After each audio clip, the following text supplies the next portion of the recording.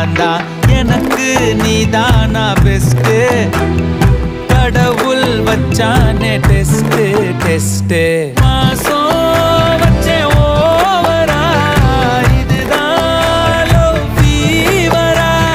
நான் என்ன பண்ணுவேன் நீயே சொல்லு ஈஸ்வரா. என் நெஞ்சில் பூந்துக்கிட்ட இப்ப நான் மாட்டிக்கிட்டேன்.